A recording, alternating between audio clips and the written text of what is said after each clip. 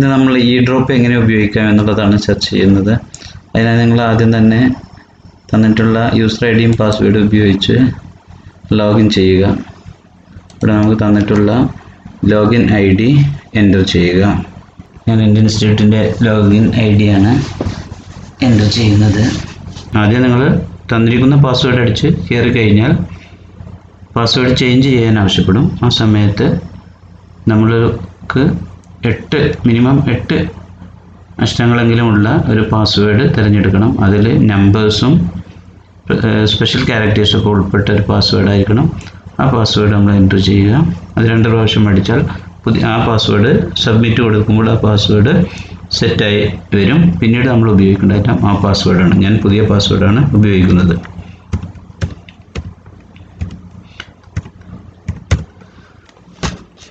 ഇവിടെ ക്യാപ്ച കൊടുക്കാനുണ്ട്, അത് കൊടുക്കുക.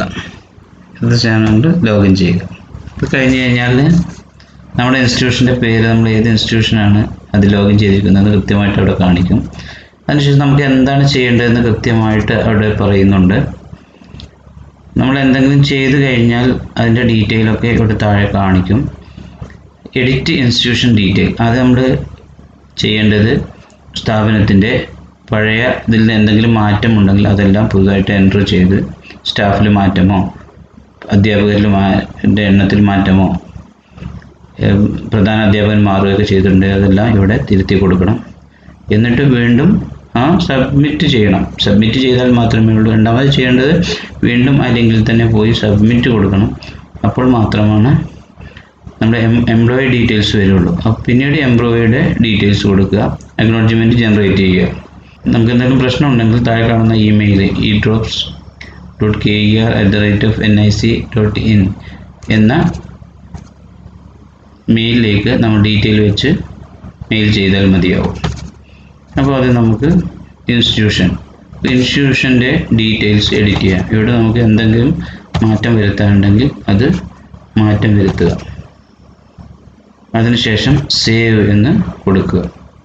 ഓക്കെ, അതിനുശേഷം ഇൻസ്റ്റിറ്റ്യൂഷനിൽ തന്നെ പോവുക, അവിടെ തന്നെ പോവുക. അപ്പോൾ അതിൻ്റെ താഴെ കാണുന്നുണ്ടാവും ഇൻസ്റ്റിറ്റ്യൂഷൻ സബ്മിറ്റ് എന്നുണ്ടാവും, അവിടെ അത് സബ്മിറ്റ് ചെയ്യുക.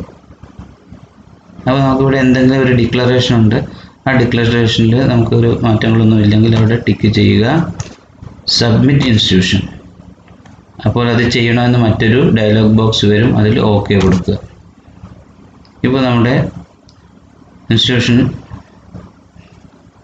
റെക്കോർഡായി കഴിഞ്ഞു, സബ്മിറ്റ് ചെയ്തു. ഇനി നമുക്ക് എംപ്ലോയീസ് രജിസ്ട്രേഷനിലേക്ക് പോകാം.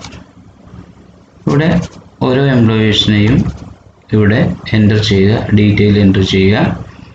അതിനുശേഷം അവിടെ സേവ് കൊടുക്കുക.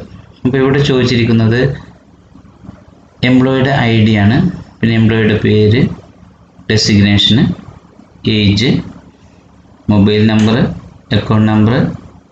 ആ അക്കൗണ്ട് നമ്പർ ഒന്നും കൂടി ടൈപ്പ് ചെയ്യണം. IFSC കോഡ്, ഏത് ബ്രാഞ്ചാണ്, basic pay, scale of pay, sex, guest officer ആണോ അല്ലയോ, ഡിഫറൻ്റ്ലി ഏബിൾഡ് ആണോ, എന്തെങ്കിലും അംഗവൈകല്യമുള്ള ആളുകളാണോ, മദർ ടങ് ഏത് ഭാഷയാണ്. അപ്പോൾ തമിഴ്, പാലക്കാടൻ ഭാഗത്തൊക്കെയുള്ള തമിഴ് കൈകാര്യം ചെയ്യുന്ന ആളുകളാണോ, അങ്ങനെ കൃത്യമായി അതെല്ലാം ചേർക്കണം.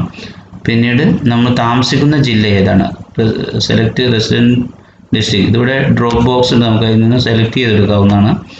പിന്നെ residence local body, select residence local body, നമ്മൾ ഏത് ലോക്കൽ ബോഡിയിലാണ് ഉള്ളത്. പിന്നീട് എന്തെങ്കിലും റിമാർക്സുകൾ എന്തെങ്കിലും ചേർക്കണം, എന്തെങ്കിലും ഇപ്പോൾ ഇതിൽ നിന്ന് ഒഴിവാകാൻ വേണ്ടിയുള്ള എന്തെങ്കിലും ഡീറ്റെയിൽ ഉണ്ടെങ്കിൽ അത് ചേർക്കണം. അപ്പോൾ ഇവിടെ എന്തൊക്കെയാണ് വരുന്നത്, ക്യാൻസർ പേഷ്യൻ്റ് ആണോ, പിന്നെ എലക്റ്റഡ് ആണ് അല്ലെ എക്സ് എലക്റ്റഡ് കാൻഡിഡേറ്റ് ആണോ എന്നുള്ള രീതി ചോദിക്കണം. ഹെഡ് ഓഫ് ഇൻസ്റ്റിറ്റ്യൂഷൻ ആണോ ആൾ, പ്രീസ്റ്റോ, അങ്ങനെ ഏതെങ്കിലും പ്രത്യേകമായി അധികാരങ്ങളുള്ള ആളുകളോ ആണോ, അങ്ങനത്തെ കാര്യങ്ങളൊക്കെ ഇവിടെ നമ്മൾ സെലക്ട് ചെയ്ത് കൊടുക്കുക. എന്നിട്ട് സേവ് കൊടുക്കുക. അത്രയാണ് എംപ്ലോയി ലിസ്റ്റിലുള്ളത്. അപ്പോൾ നമുക്ക് എംപ്ലോയീസിൻ്റെ പേരുകളും ഡീറ്റെയിൽസും ഇവിടെ എൻ്റർ ചെയ്യാം. ഡെസിഗ്നേഷൻ എന്താണെന്നുള്ളത് സെലക്ട് ചെയ്യാം. ഇവിടെ നമ്മുടെ ഡീറ്റെയിലൊക്കെ കൊടുത്തിട്ടുണ്ട്. നമ്മുടെ പേര്, സ്ഥാനം, ഏജ് എല്ലാം കൊടുത്തിട്ടുണ്ട്. ബാങ്കിൻ്റെ ഡീറ്റെയിൽ, കാരണം ഇപ്പോൾ ക്യാഷ് ബാങ്കിലേക്കാണ് വരിക, ഒരിക്കലും കയ്യിൽ തരില്ല. കോവിഡ് പശ്ചാത്തലത്തിൽ അത്തരം പ്രവർത്തനങ്ങളൊന്നും തന്നെ ഇല്ല. നമ്മുടെ ബേസിക് പേ എത്രയാണ്, അതിൻ്റെ സ്കെയിൽ ഓഫ് പേ, പുരുഷനാണോ സ്ത്രീയാണോ, ഗസറ്റഡ് ആണോ അല്ലയോ, എന്തെങ്കിലും അംഗവൈകല്യമുള്ള ആളാണോ, പിന്നെ ഭാഷ, ഇത് നമ്മൾ താമസിക്കുന്ന റെസിഡൻസ് ഡിസ്ട്രിക്റ്റ് ഏതാണ്, താമസിക്കുന്ന ജില്ല, നമ്മുടെ താമസിക്കുന്ന ലോക്കൽ ബോഡി ഏതാണ്, പിന്നീട് റിമാർക്സിലാണെങ്കിൽ ഹെഡ് ഓഫ് ഇൻസ്റ്റിറ്റ്യൂഷൻ ആണോ അല്ലെങ്കിൽ മറ്റെന്തെങ്കിലും സ്ഥാനം വഹിക്കുന്ന ആളുകളാണോ എന്നുള്ള കാര്യങ്ങളൊക്കെ കൊടുത്തതിന് ശേഷം സേവ് എന്ന് കൊടുക്കുക.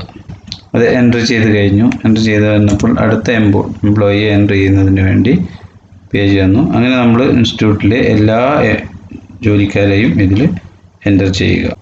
അടുത്തായിട്ട് നമ്മുടെ എംപ്ലോയി വ്യൂ, നമുക്ക് എംപ്ലോയീസിന് ഏതൊക്കെ, ഇവിടെ 2 എംപ്ലോയീസിന് എൻ്റർ ചെയ്തതായിട്ട് നമുക്ക് കാണാം.